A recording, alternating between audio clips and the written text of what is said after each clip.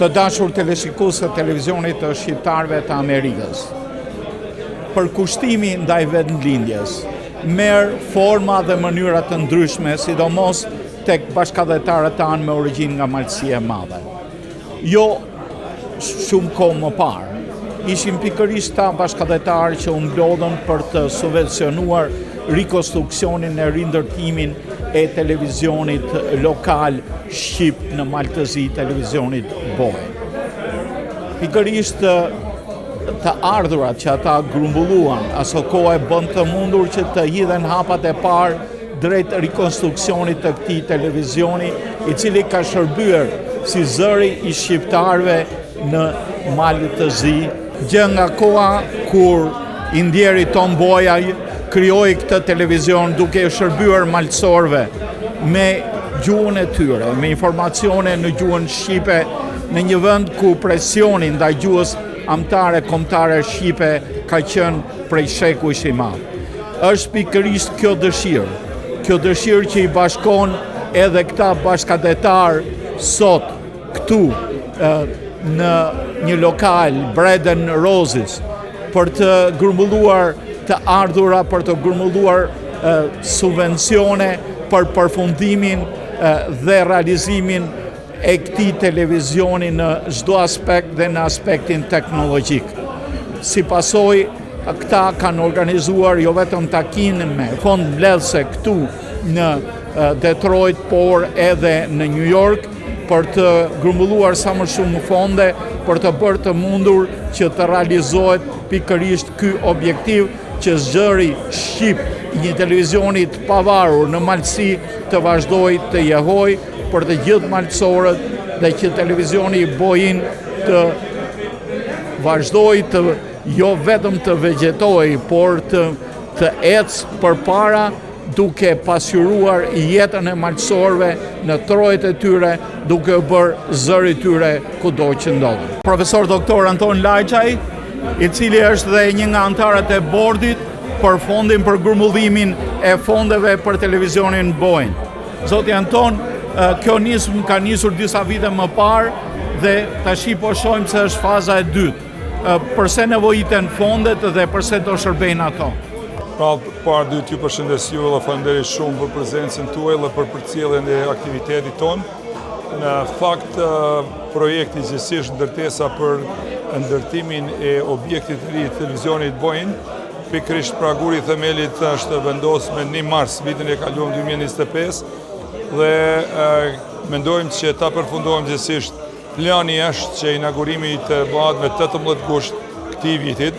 Pra vërtet është një afat shumë i shkurtër duke konsideruar se është edhe një objekt jashtëzakonisht i madh, po jashtëzakonisht i nevojshëm. Kjo është faza e dytë dhe faza e fundit, mendojmë dhe shpresojmë që do të jetë për të kompletuar, domethënë, këtë projekt dhe për të realizuar projektin që neve me të vërteta kur e filluam domethënë me një mendim që do ta realizojmë, ndoshta jo ka shpejt, por duke falenderuar të gjithë uruesit, gjithësisht donatorët shqiptarë, nga gjitha treva shqiptare, dhe duke falenderuar për bujarinë e tyre jashtëzakonshme, na mundson që neve mos të rrimë dhe mos të qëndrojmë këtu për vitet e tëra me një projekt, por ky projekt të përfundohet shumë shpejt.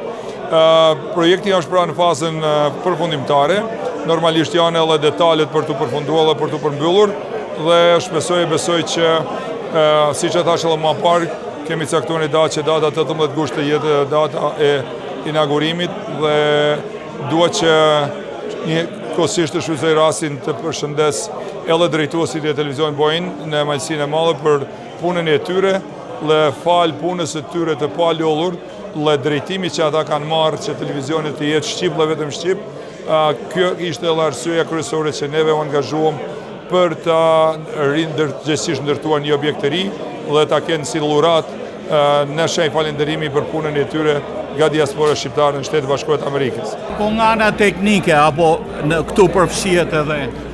Patjetër, domethënë aty do jenë 2 studio të reja dhe normalisht se projektimi i studiove është bën nga profesionistë të cilët domethënë janë edhe nga Kosova dhe nga Shqipëria, të fushës dhe normalisht se Kjo është domethënë gjaja kryesore që neve jemi fokusuar. Pra nuk kemi pas qëllimin të ndërtojmë vetëm mure, lloma, por kemi pas qëllimin që ndërtesa të jetë funksionale 100% dhe të shërbejë domethënë televizionit bojën ashtu siç vërtet e meritoni televizion në vitin 2026. Ju patët edhe një takim në New York, a u grumbulluan fonde aty? Faktikisht në këtë këshill organizativ ka pas shqiptarë nga të gjitha trojë shqiptare dhe kanë të kyçura domethënë antar nga shumë shoqata, pra përfshir gjithë shqiptarë qoftë në Michigan, qoftë në New York dhe në Kaliforni. Ne ishim para me datën 12 prill në New York, aty u dam shumë mirë, domethënë u grumbulluan aty përveçërisht $50,000. Gjatë kësaj kohe neve kemi bani fushat, domethënë duke komunikuar me njerëz dhe mendoj që është arrit një shifër jashtëzakonisht e mirë për cilën arkatare do të na referojnë më vonë, por jemi në përmbyllje të asaj shumë që nevojitet për ta përmbyllur projektin dhe nuk mendoj se do kemi probleme me financa. Tani vetëm na ka mbetë që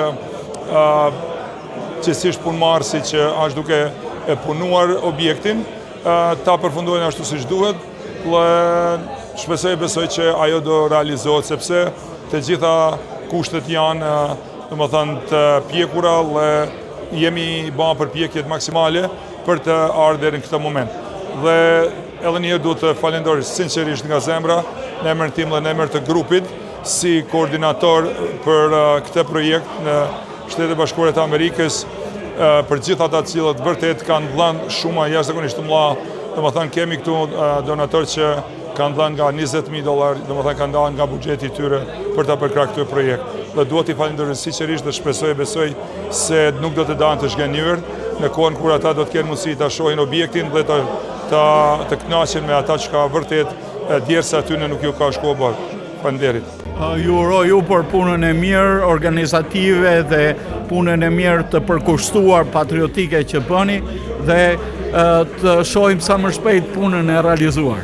Faleminderit shumë dhe faleminderit shumë për cilën e gjitha punëve që neve bëjmë dhe besoj domethënë që ky është një nga projektet që ne si shqiptarë të larguar nga trojet tona duhet mendojmë gjithmonë se i kemi borxh atij vendit dhe nuk duhet asnjëherë t'i kthejmë shpinën.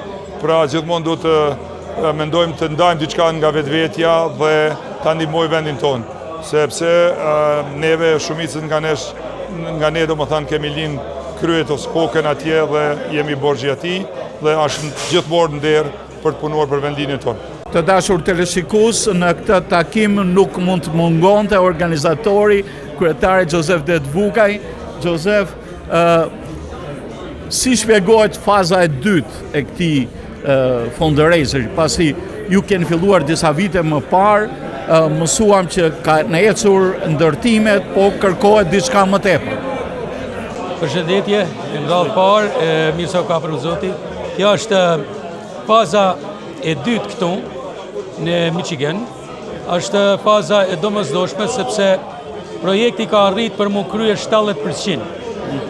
Kur ja kem filluar në tetor 2024 projektin, dallari e euro janë kanë 1 E disa dita ka 2 centa më mirë dallari sa është euro, kështu që kanë meguar do lek për me krye këtë projekt dhe besoj sonde kemi bljell shumicën mos të gjitha. Pra ta është kjo është arsye. Do të realizohet projekti krejtësisht me studio, me gjitha? Shpresojmë që me këtë familje sonde kemi përfundua krejt studion, kemi pajis me karrike, me tavoline, me teknike, të gjitha çka lypet për me funksionua një televizion me standardet internacionale.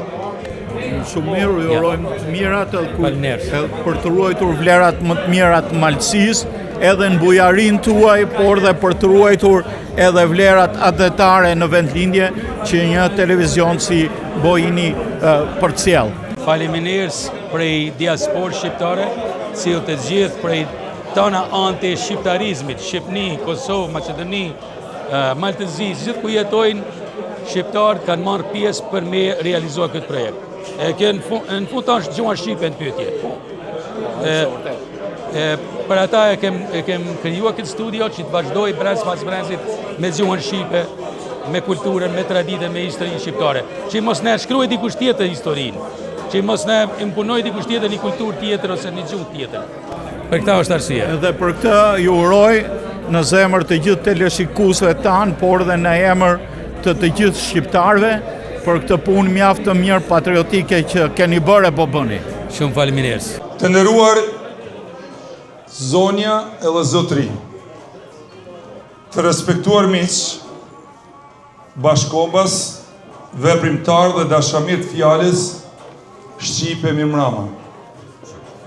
Sonte ndjej një nder të veçantë dhe një emocion të thellë që gjidhem mes jush në këtë mbrëmje me peshë të madhe për komunitetin ton, një mbrëmje që nuk mbledh vetëm njerëz rreth një tryeze, por bashkon zemra rreth një ideali të përbashkët. Kjo darkë e organizuar me përkushtim nga grupi organizativ për ndërtimin e ndërtesës së re të TV Bojën është më shumë se një veprim ndihme. Është një dëshmi e gjallë e vetdijes sonë kombëtare dhe përgjegjësisë sonë ndaj brezave që do të vinë. Këtë mjedis fisnik, mikpritës, të zotni Vat Gjerstinaj dhe familjes e tij, gjithësisht kryefamiljari Gjerstinaj, Gjersprani Tinaj, sonte nuk po ndërtojmë vetëm mure, zyra apo një godin tre. Ne po ndërtojmë një vatër të fjalës shqipe, një fortesë të kujtesës sonë kombëtare dhe një dritare të hapur për kulturën, gjuhën dhe shpirtin shqiptar.